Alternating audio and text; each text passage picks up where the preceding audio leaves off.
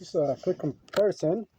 This is my previous um, power jumper or car jumper. So you can see this is a very small one. This is what this comes with. Um, the clamps look about the same size on both. Obviously, the lead is a little longer on that. There's more electronics here, so you can see it's a little chunkier than this one. So really small one. So that was for small cars. And if it's not fully charged and if you don't have the clamps really well put on the battery, it takes a moment to get it going.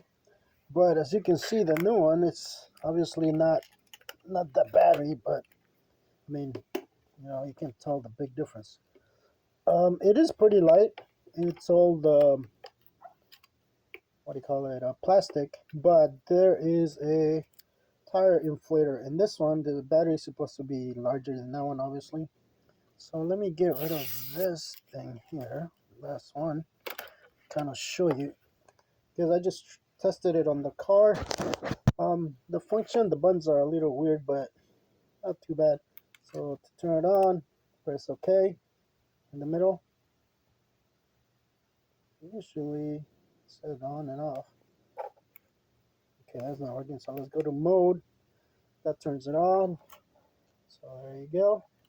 You have a car, and you can change it from car to the default is 36. It always, when you turn it off, it always defaults to that. So you have to keep changing it. I just went and checked the tires on the Miata. That was 26.5 on some, and then the door says 26, but I just went ahead and put 27 on all of them. So in order to do that, you just gotta go and change it here. For example, I'll say 27 right now. Leave it alone. And then just press OK. And that's how loud it is. And then when it gets to 27, it'll stop right there. So as long as it's on, it's still on 27, so you can do all four tires that way. If I press mode again, see here, it goes to motorcycle, still 36, that's the default. And then you can have bicycles, so you can have it at 60, that's the default. And then if you want to inflate like a basketball, it's got 8 psi. And then if I hold it down, you can change it from psi to bar to kPa and kilograms, cubic meter. I think that's what it is. And we're going to go back and change it to psi and leave it at that. I hope the camera's catching that. And then mode, back to car. And then we have, that's where you change it. So I charged the battery. Actually, it was almost fully charged, so I was there for about an hour. It's got the camera doesn't show it, but I have 4 bars. 1, 2, 3, 4. Yep. It was on 3 bars, so I went ahead and charged it. I cranked the car. My battery's pretty low because I haven't used it, so I used this one versus that one, and boy, it cranked right away. That one sometimes it takes me 1 or 2, 3 tries even. So this one did crank it a lot faster. First crank and it was on, so that's pretty good. Let's see, let's look at the flashlight. So there's a flashlight here. So click it once, get a nice flashlight. Click it again, you get a slow blink. Click it again, you get the faster, or whatever that is, SOS I think. Then click it and it turns off. But if I hold it down, it actually gives me blue and red for like a warning, emergency warning kind of thing. So click it once, twice. So the same, you have to hold it down in order to turn that off. So that's that. And then if you just click it, 1, 2, 3, 4, turns off. now this is the other part. To turn it off, you have to press the OK button. I wish they would have just a regular switch on here, but you have to hold the OK button down, and then it turns off. Uh, that's why I was trying to turn it on. It says you use the same thing to turn it on, but for some reason it's not working that way. 1, 2, 3, 4, 5, 6, 7, 8, 9, 10. So I have to, okay, none of the other ones. So you have to press the mud button to turn it on. And then click it once it's on, and then you have the compressor going. So let me turn it off. 1, 2, 3, 4. The only thing I noticed is this part, even though this part is kind of metal, this top here is plastic.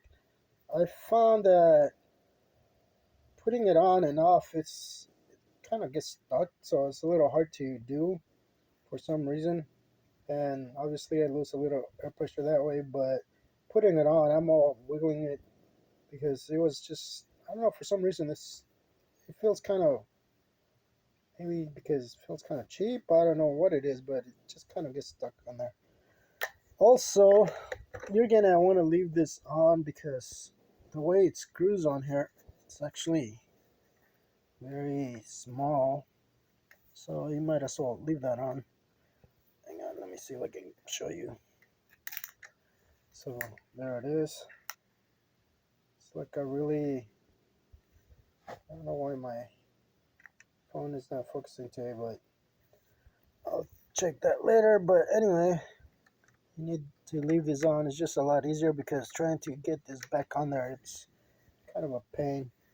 All right, let's move on to the other side here. So in order to do a jump start, you gotta plug this puppy in, and that's when it'll turn on. Let me see if I can do it one-handed here without breaking anything. Hold on.